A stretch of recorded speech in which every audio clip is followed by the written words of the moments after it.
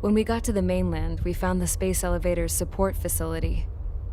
I guess this was the factory where they built the gigantic structure the elevator traveled in. There was this little girl sitting in front of a mural. When the princess saw her, she shuddered like she'd seen a ghost. The girl had a stuffed animal. This was the day after the shit went down at Tyler Island.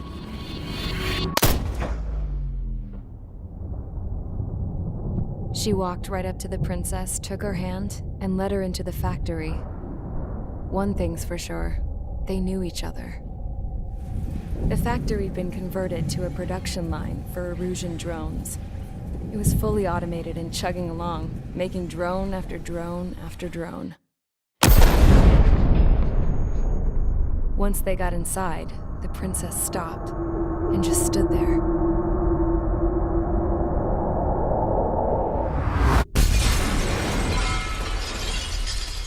Another girl was there with a man in a lab coat. He was trying to use his keyboard, but she wouldn't let him. She took a data chip and threw it on the ground. Then she walked over to us and took the gun from the prison guard's holster. She pulled the trigger and destroyed the chip.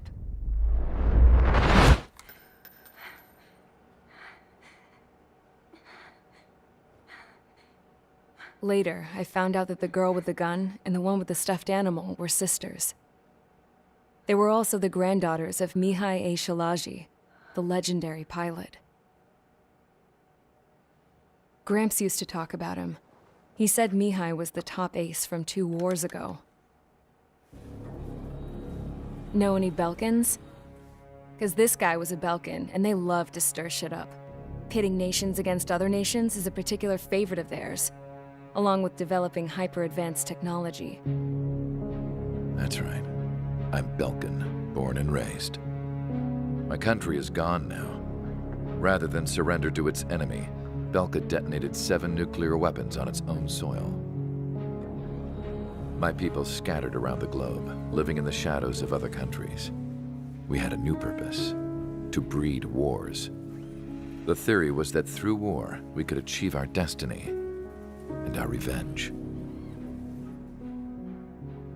I had just finished inputting Mihai's data when his granddaughter came in. She destroyed the only copy I had of the information I squeezed out of him.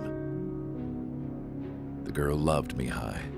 No one knew more than her just how hard I pushed her grandfather for that data, how much I made him sacrifice in the process. I promised his granddaughters that his efforts were not in vain, that it could end this terrible war. But in the end, it only caused more chaos and despair. We were responsible for all this damage, all this tragedy. Now, we were going to pay for it. The Erusians, once our allies, would see to that. I had lost the drive to continue my work, even before I noticed Mihai's granddaughters eyeing me with suspicion that one day. I should have stopped then, for all our sakes. Mihai's granddaughter tossed the gun aside. She said if she resorted to killing, she'd just end up like the rest of us.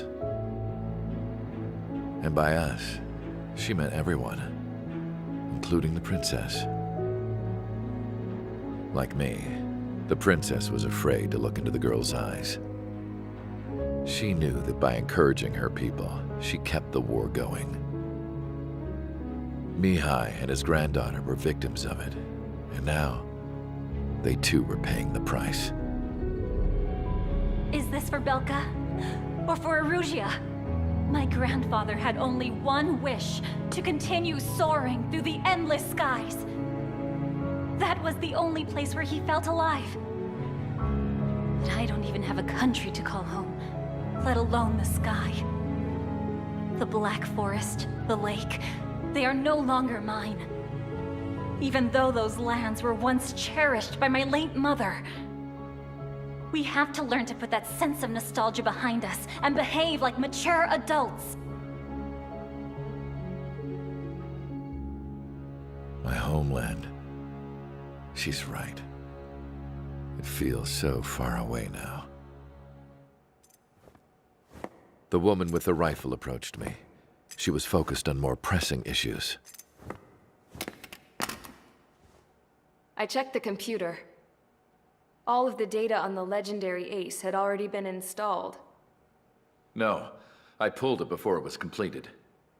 However, there are 2 aircraft that are already scheduled to be manufactured based on that data.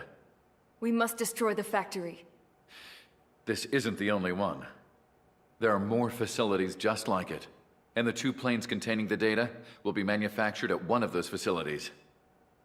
So, this place runs on solar power that the space elevator generates, right? How about the others? We can destroy the space elevator and cut the power to them. First things first, let's take this one out. I'll show you which locations to target.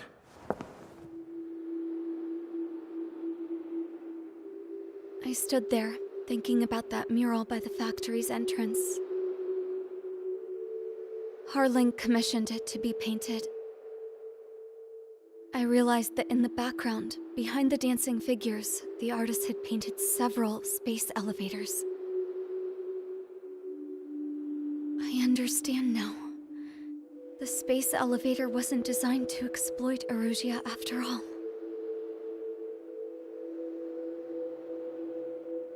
Good. And afterwards, we'll bring down the space elevator itself. No matter why it was built, right now, it's the root of this chaos. I wonder Yes? which path you would choose when looking at Harling's mirror.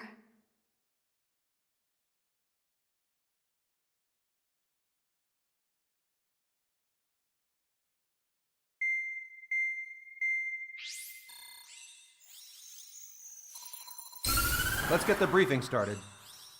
We've done enough air operations. Just let us go home. There's no path for us to get home. Whatever direction you fly, it'll be right into a hail of enemy fire. Earlier, we received a communication via the partially restored General Network. Here is what it contained. Apparently, the Erusian radicals have gathered around the space elevator, as it's a source of energy. Give the warmongers a powerful energy source, and you give them the luxury to keep on fighting. In response to this, people from both Osea and Erusia have joined forces, and will take down the final Arsenal bird in a saturation attack from the air and the sea. Once that's achieved, they'll take the space elevator from the aggressors. Has the source been verified? It could be fake. I hear you, but take a look at what's written at the end.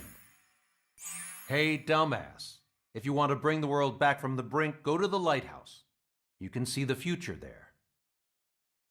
Dumbass? Sounds familiar. Certainly does. It's from those guys we met in Tyler Island, the 444 Squadron. It's a message to all those looking to end the war, but I also think it's a message for Trigger. I guess we'll do what it says. Okay. Well then, I'm thinking we go roast that damn bird. Looks like we're all on the same page. It's time to end this war. Time to fly, guys. Let's go get that Arsenal bird.